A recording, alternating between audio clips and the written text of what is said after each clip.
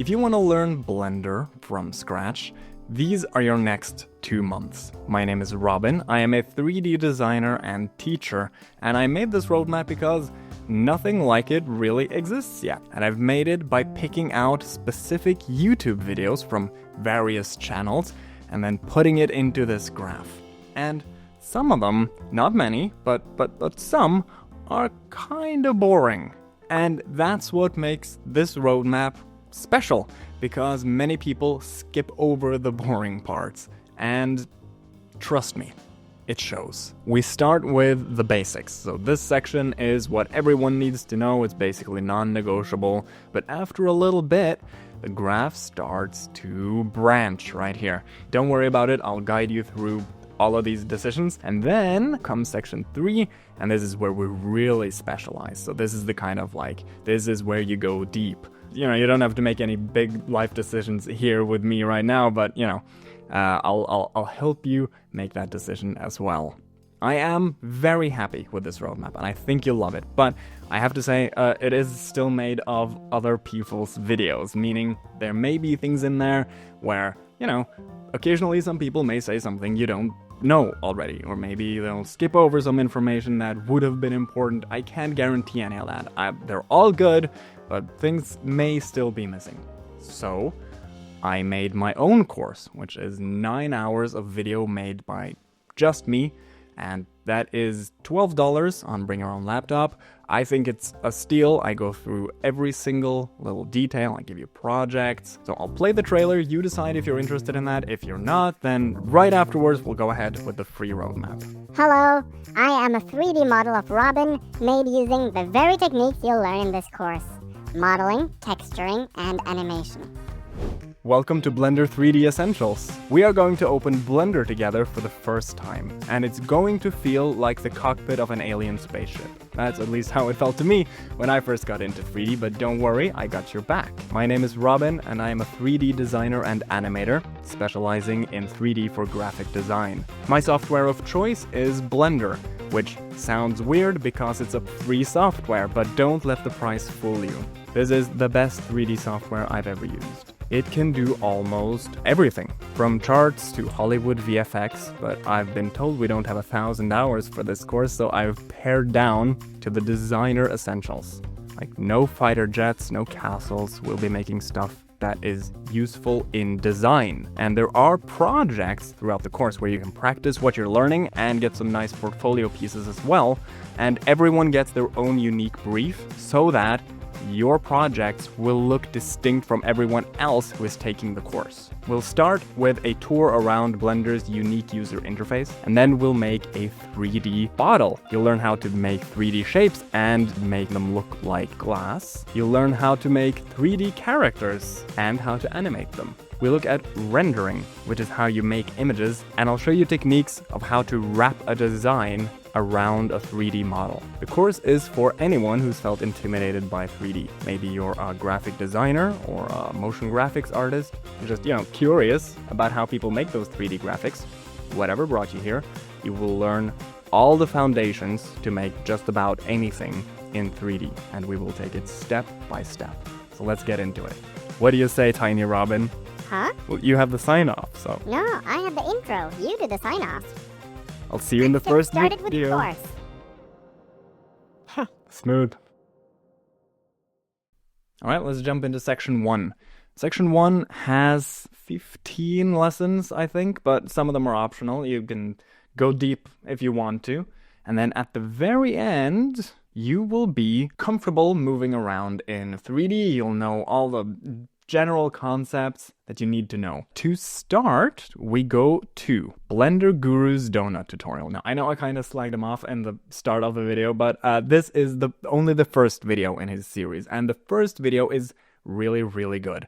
It's a general overview of the software, so you don't have to follow along with anything he does. Just sit back, watch what he does, and he'll explain different areas so that it feels familiar when you get there later in the course. There is a link below in a document that I've made. So I've made a doc where I've collected everything that's in here, so you'll see all the links to all the videos. There will also be a link on the screen somewhere, probably in the corner, whenever I mention a video. And then you have an optional lesson here that is marked with a dotted line. Go deeper on the UI if you want to. So this is a series made by Blender, the Blender Studio. They go a lot deeper into the user interface. Maybe save that for later if you ever wonder about an area of Blender. That's a good one to come back to. But the main line, the main part of the graph goes up here into a node that says lights. And you'll notice this one is blue instead of green because I've color-coded them by like theme. So you'll see the green one is a workflow lesson, and this one is a craft lesson. And it says lights. It gets you familiar with light types inside of Blender. Okay, now we have another optional lesson going up here into a yellow one, which is an aesthetic lesson. So this teaches you a very basic kind of lighting setup, a 3-point lighting, the only lighting setup most 3D artists know. So this will get you pretty far. But the main part of the graph goes down here into materials, also known as shaders. That is how you make the surfaces of things. We move over into rendering. That is taking a picture of your 3D scene. So you build things, build objects in 3D, and then you snap a picture. That's called rendering. And here you have two options again, one optional lesson, and it is color theory. Now there's a bunch of humbug regarding color theory online. This one is fairly grounded compared to most of them. It's smart to understand like basic color theory, but this is an article. This is a purple lesson. Purple ones are about learning how you teach yourself 3D. And this first one is called projects because you cannot learn 3D without doing 3D. Our brains are made to solve problems. If we have a problem at hand, our brain will do everything it can to soak up all the information it needs to solve that problem. That's why we give ourselves projects, to give ourselves problems to solve, and therefore we learn better. So I want you to give yourself a project. I want it to be small, manageable. Now you can just make up your own project, or you can take inspiration from one of the pictures on the screen right now. Big thing is make yourself a little project and try to complete it with the lessons that you want here. So whenever you want a lesson, try to incorporate what you've just learned into your project. And then we go all the way up here to, oh, sorry about that, bit of clutter, sorry, into mesh. Mesh is the fundamental teaching of how 3D objects are made. Like you have to understand what a mesh is to understand the structure of 3D objects. And then we go right into a node with 3 videos. It's called polygon modeling, and it's the foundation of making objects, making 3D shapes of anything. And therefore, we have like 3 videos in increasing difficulty. I recommend you watch all 3. And then here is a shortcut cheat sheet, courtesy of Blender Guru. He made this. Blender is a very shortcut-centric software. Whenever you want a tutorial, people are going to use a lot of shortcuts. That's just how the software is made. And that might seem a bit daunting at first, but you'll get it into your muscle memory surprisingly quickly. But I do recommend you download this shortcut cheat sheet, you print it out, you keep it on your desk, and then you refer to it whenever you don't remember how to do something. Next, we have an aesthetic lesson, Intro to 3D Design. This one's important for just knowing how to make appealing looking things. All the way down here is a lesson on feedback. When you are happy with your work, it is important to get feedback on it. I recommend that you post your work on the Blender subreddit. This is where people share their work, they get feedback on it, they get advice. It's a really good way of just getting involved with the community, and they tell you what's wrong with your work. They motivate you to keep going. It's a smart thing to do when you're starting out. Okay, all the way up here into keyframes. Keyframes are what you do to make animations. Then we go into parenting, which is the basis of a concept called rigging. This is how you make models that are easier to animate. It'll make sense when you watch it. Closing in on the end here, how to combine scenes into one. This is also important if you've modeled one thing in one file, another thing in another file, you want to combine them. That's how you do that. And then how to download assets, because you don't want to model everything yourself. In fact, I know 3D artists who'd never model anything. And while I think you should probably know basic modeling, you really should, there's no shaming in occasionally using a model that you've found online. And then finally, the very last one in the foundations is principles. I think it's really important to learn the principles behind why you do what you do in the work. Oftentimes, tutorials online will just show you how to do the thing, but then you're on your own and you're like, now what? This is why we need the principles. We need to understand why this tool, because then you'll recognize it in a similar situation later. Now, I can't make other YouTubers teach you principles, but it is something that I really focused on in my course, which there's a link in the description, obviously. And it's roughly this, what you've seen here, plus more of this roadmap. Plus, you also get, we make projects together. You get to ask a Blender professional if you're stuck. I think it's a really good value for money. If you are still unsure, if you want to try the course, there's also a 2-hour preview of it. The first 2 hours are free on the Bring Your Own Laptop channel. So there's a link to that as well if you need help to decide. But in any case, that is the section complete for the foundations. And we move over to section 2, which I've titled Exploration, because here we go a little bit deeper into all the concepts that we touched upon in the first one. So we start with the lesson Subdivision. And subdivision modeling builds on polygon modeling, which you learned in the previous section, but it's how to make smoother shapes. This is a very, very versatile way of modeling shapes. You need to know this workflow. Now, this one on topology, it's kind of technical. This is how the lines flow across the 3D surface, and it's important to understand to control how things bend and such. It's core, so you do not miss this one. But this next one you can miss if you want, but if you want to go deep, this one is a bonus topology plus. This is just going a lot deeper on this concept. First one is a short video, second one is a pretty long video. If you want to model things, if you want to become a modeler, then you gotta watch this. Now, do you want to become a modeler? Do you know yet? You probably don't. Let me give you like an intro to who wants to become a modeler. People who want to work on environments generally model a lot. It's fairly technical, it's fairly methodical. So if you're more technical than artistic, you would probably lean towards modeling like this. This is called hard surface modeling because this is the technique used to make hard objects. So if you want to do like painting and animation, making things move, don't need to watch this if you already know that. But in general, this is something most 3D artists should probably know. Reference. You gotta use reference when you make things. I always forget this lesson. I always start working without any reference, and I think I have it all in my head. I don't. When you do that, your work becomes generic, so this is a lesson on that. If you want to learn about deliberate practice, I have a great article for you. It's about how to get the most out of your practice. It's on fs.blog. This is no like fluff article. It actually has a lot of really good information in there if you're into reading articles.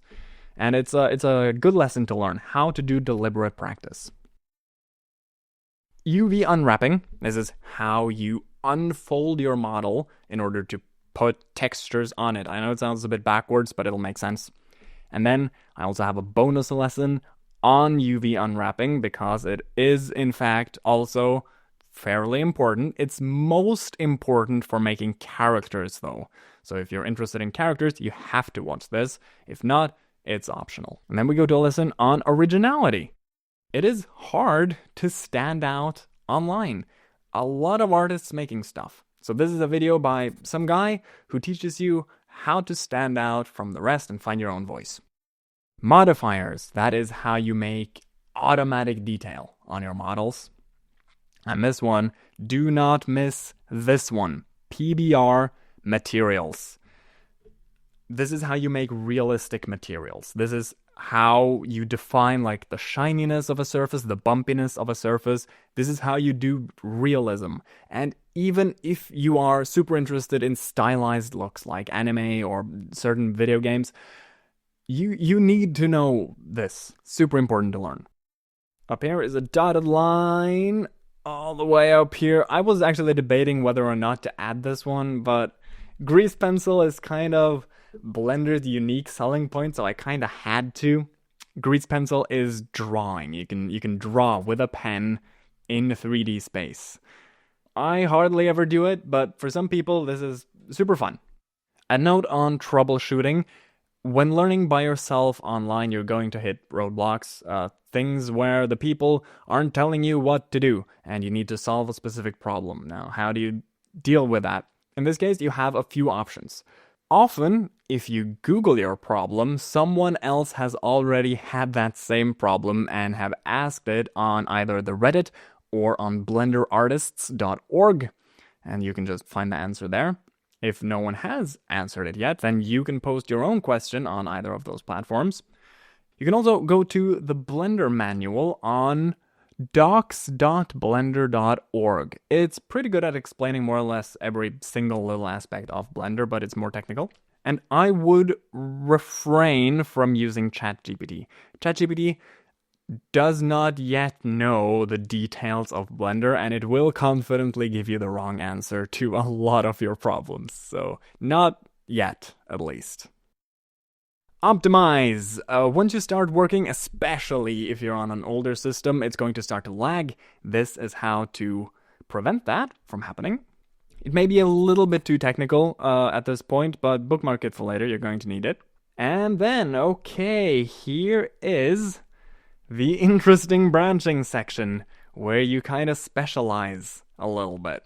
Now, you can either pick one of these paths, or you can do all of them. I wouldn't mind if you did all of them, because all of it is still fairly basic knowledge. I think most 3D artists should have this amount of knowledge in these fields. I do, at least. But I know a lot of people who only know one of these paths, and that's fine. You don't have to go deep on anything.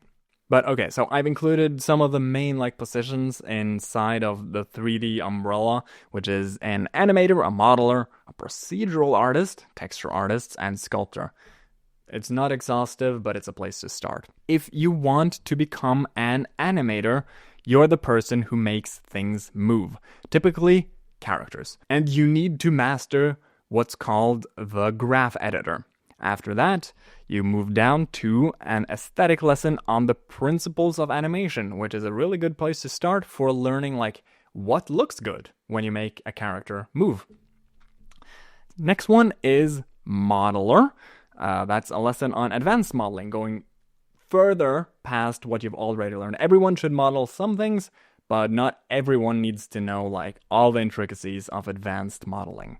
Which then moves on to a lesson on design theory. Again, how to make even better looking things. This is by Gleb Alexandrov. He's a great figure in the Blender community. Then procedural artist. What does a procedural artist do? Procedurality is making reusable systems. So you don't model the thing specifically, you set up a rule set for how the thing should be modeled, and then the computer models it. But the benefit of that is you can always go to the start of that process again, and you can say, no, I wish it were modeled a bit wider at the base. And then it does that, so it widens the base and then does all the process after that. It is super good for environment art. So if you want to make worlds, if you want to make large buildings or exteriors, you're going to need to know how to automate things, because it's way too much work if you do it all by hand. So that's basically the arena of the procedural artist. Not only that, but also motion graphics stuff, abstract moving nice things. I really like this. This is one of my favorite things. In fact, what you're looking at right now, this thing here, this graph, is made with geometry nodes. It goes into a lesson on fields. Next one, Texture artist. The texture artist paints on the objects. It's that simple. First one is texture painting. This is how to manually paint textures, but you don't always do that. There's also this one, which is a video on texturing, which uses a lot more different techniques. And the next one is the sculptor. So the sculptor makes organic looking things. You remember earlier when I said hard surface modeler makes hard things? The sculptor makes more soft things, organic things, characters typically, and creatures. And they do it using sculpting, which is like in the real world, where you sculpt with clay. You use digital clay to move things around and scrape off, and it's a really cool workflow. I've also put a little reminder to myself here, which is the little drawing tablet pen to remind me to tell you that to sculpt, you need a drawing tablet. Some people think you can do it with just the mouse. You can't. Get a drawing tablet if you're going to sculpt. And then a lesson on how to start your sculpts by Polygon, who is one of my favorite sculptors in the YouTube space. So again, if any of these areas are calling to you from just these brief descriptions, then go ahead and just choose that one, ignore all the other ones. But if not, then you're free to just try them all out. This is not wasted knowledge in any field. Every single 3D artist will benefit from knowing the basics of all of these disciplines. But once you're done, we collect the graph again, and we move together over into... I want to give you an assignment now. I want you to go to the Blender demo files page. This is where you can download free files, where you can explore and look at different files made inside of Blender. And here I want you to find a scene that inspires you, preferably inside your specialization field, but any file that inspires you. And what I want you to do is download that on your computer, open it up in Blender, and just look around. There is so much to learn from seeing how experts did their work. And you know Blender by now. You know where to look for different things. You can look at how they made their materials, what their models look like, all of these things. And then you'll probably find something that you don't understand.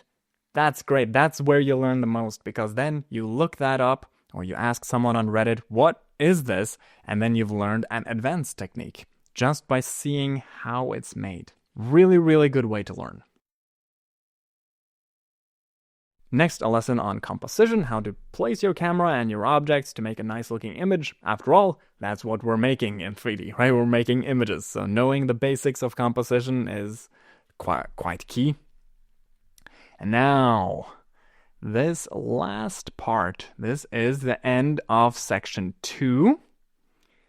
And all of these 4 are optional. You don't have to do them. You should look into these if you want to work with rendering. So that is either for film or animation, not so much for video games. But the rest of you, you're going to want to watch these. One of these 2 branches. So I have 2 branches here. Top one is real-time rendering. Bottom one is photoreal rendering. And this is basically animation versus live action, or realism versus stylization. So Blender has 2 render engines. You probably know this by now. It's called Eevee and Cycles. And these are 2 technologies that are very different, but they both make images. But they do so in very different ways. So Eevee is the real-time engine, which renders an image instantly, like in less than a second. Cycles, on the other hand, can take like hours to make one image, or sometimes seconds, right? But sometimes hours. And for different purposes, they're both worth learning. But I see a lot of beginners gravitate towards Eevee automatically because it's quick, it works on any computer basically, and they think Cycles is kind of daunting. Try to fight that, because yes, while Eevee is faster, Cycles is actually easier. In the end, you need less like little tricks, less little hacks in order to make it work. Cycles just works. And it does look better for almost everything. Even a lot of stylized looks better in Cycles. I prefer Cycles for almost anything. But, you can learn both of them. There's no exclusion here. I know both. But once you've chosen, it goes into 2 aesthetic lessons, one on stylization if you picked Eevee, and one on cinematic lighting if you picked Cycles. Now, this one is not a Blender tutorial, it's a real-life tutorial, but all the principles apply equally to Blender if you're using the photoreal renderer. Alright, so that is the conclusion of Section 2, Exploration. Well done. If you watched all of this, you don't have many holes in your knowledge. You are quite a capable 3D artist at this point. But where do you go from here? And that is Section 3, titled Specialization.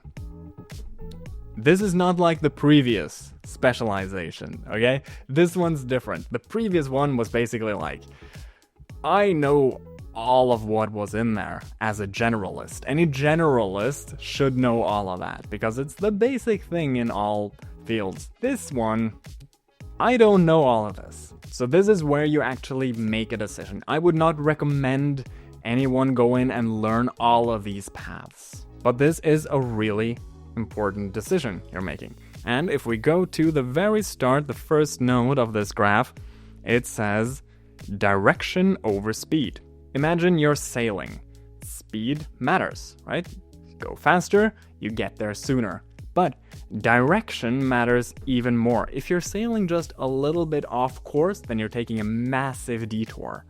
And if you're sailing the wrong way, then more speed actually means you're getting farther away from your goal faster, right? So the direction that you're going in matters even more than how fast you're going there. That's why we should think carefully about the direction of our work. And here's the first big decision in your 3D career. It's what will you specialize in? And what I have here is different departments, different areas in a studio. The character artist makes people and creatures. Their job is to build appealing characters that can be animated. Often they sculpt the characters from concept art, texture them, and then adjust the models for animation. You'll need solid drawing skills, a good sense of proportion, and an understanding of visual appeal for this. It is arguably the most artistic department, perfect for the more artsy of 3D artists. Now, environment artists, they build the surroundings, landscapes, buildings, interiors, all of the surroundings. It leans a bit more technical than character art. You need to build yourself systems to make a lot of detail efficiently. That's geometry nodes, which I talked about earlier. They need strong modeling and texturing skills, and they should know procedural workflows to automate tasks. It's a great fit for people who like modeling and texturing, I'd say. Depending on where you work, the rendering artists can do a lot.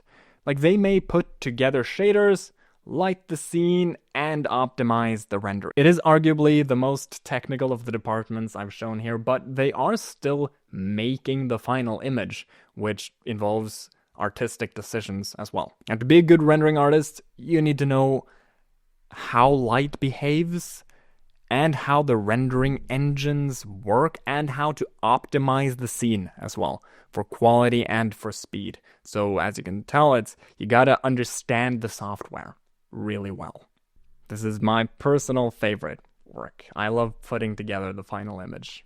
The animator makes things move. Mostly characters, also cameras. First and foremost, you need to master the graph editor. That was a previous lesson. But then when you have done that, then you need to understand the artistic aspects, which are, timing, weight, posing. These are lessons on different workflows, but a lot of what an animator does is just acting, basically. I would say animation is acting in slow motion. VFX artists integrate 3D into real-world footage. So think explosions, green screen, spaceships. Fairly repetitive work, but it is really rewarding seeing your art melded into a world with real people and real environments. The main tool in VFX is not Blender, it's a compositor. But Blender does have a built-in compositor, which will get you started. And who is this for? I would say people who are interested in live action, I think. Like, if you like live action film and you want to work in there, but you also want to do 3D, VFX. So think it over. Direction matters more than speed. Pick a direction, start working in that, unless you want to become a generalist, in which case, more or less done, aren't you? When you're done with your chosen path, one of these paths, then I have a couple of final lessons for you. First one is an assignment.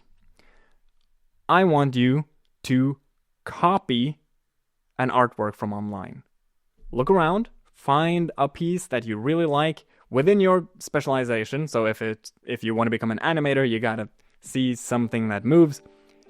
And then I want you to recreate it. You don't have to recreate every aspect of it. Like if you're an animator, you just have to recreate the movements. You don't have to recreate the lighting, the shading, everything. Now, if you're doing this right, you're not gonna be able to. Because if the piece inspires you, then that means it's probably on a higher level than where you are right now. But that's fine. Just trying and then seeing where you stumble is where you learn. And this is a great way to learn how to become better. And you'll have a decent portfolio piece when you're done. Speaking of portfolios, here's a lesson on portfolios by Arindale. He rates a few portfolios, and when you put together your portfolio to get work, there are a few things that you should know about. So I just put this in there for you. And then at the very end, here is a video that I made where I have a list of tutorials for other softwares. Because once you've exhausted the Blender space, and it sounds impossible right now, but you will get to the point where Blender YouTubers have nothing left to teach you, basically. You'll want to learn from other softwares. And you can. The best animators typically don't use Blender, they use Maya. The best texture artists use Substance Painter or Mari, and you can learn from Maya, Substance Painter, and Mari. This is a key thing. You should be looking at tutorials for other softwares and then translating it to Blender, because once you know where all the buttons are, all of these other softwares are basically the same with the buttons in other places. So look at this list, see if any of the videos inspire you, and that's it. I look forward to seeing your work in games or on the big screen.